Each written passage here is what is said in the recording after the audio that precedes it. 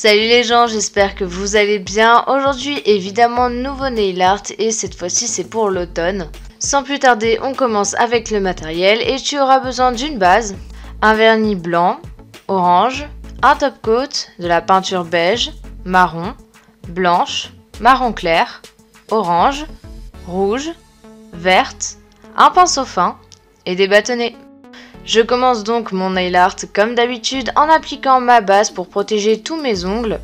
Après ça, je passe ensuite à la couleur où je vais appliquer mon vernis blanc en 2 couches sur mon majeur et mon annulaire. Et sur le reste de mes ongles, c'est-à-dire mon index, mon auriculaire et mon pouce, j'applique 2 couches de mon vernis orange. Évidemment, la première couche sera pas opaque parce qu'il faut la faire la plus fine possible et après tu fais une deuxième couche qui sera beaucoup plus opaque. Après, avec le blanc, c'est toujours difficile d'avoir de l'opacité directement et pas faire de traces. Donc bon, comme vous avez pu le voir, j'ai nettoyé les contours de mes ongles comme d'habitude. Sur mon majeur, je vais faire un hérisson, donc je commence par sa tête, c'est une forme de dôme que je vais faire avec de la peinture beige, que j'ai d'ailleurs légèrement mélangé avec du brun, et après donc j'ai fait les petites oreilles et là je viens faire les petites épines en prenant du brun foncé. J'ai fait les pics tout autour de la tête en faisant des petits à-coups comme tu as pu le voir et après là je fignole les oreilles en faisant les petits détails.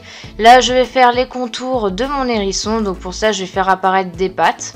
Je finis la tête de mon hérisson en faisant un espèce de nez, un museau, enfin appelez ça comme vous voulez, en forme de triangle que j'arrondis sur les côtés. Pour que ce soit beaucoup plus réaliste, je viens faire des zones de lumière avec ma peinture blanche. Et là, j'ai fait les yeux avec du brun foncé et en faisant encore une fois des zones de lumière avec le blanc.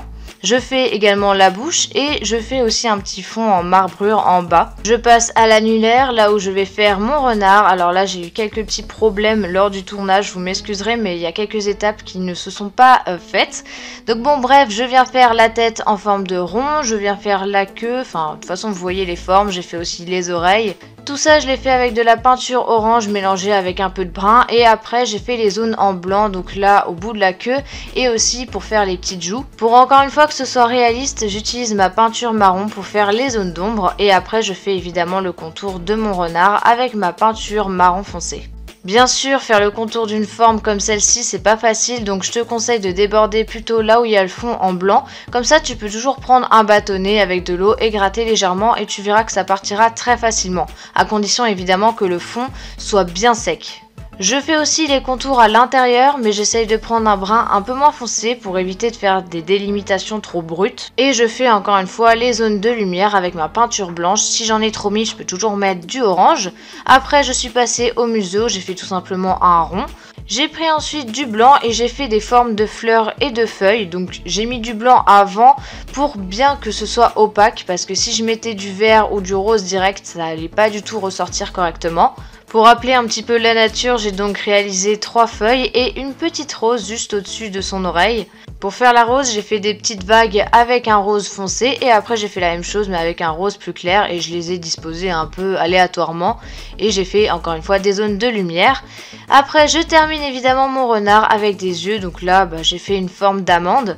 Je termine mon nail art par l'étape la plus importante, c'est l'application du top coat, surtout si tu as utilisé de la peinture. Fais juste très attention à ne pas faire baver tout le nail art. Pour ça, moi ce que je fais, c'est que je prends une grosse goutte de top coat que j'étale du bout du pinceau. Voilà, j'espère que cette vidéo t'a plu, je te retrouve la semaine prochaine pour une nouvelle vidéo et moi je te fais de très gros bisous, salut!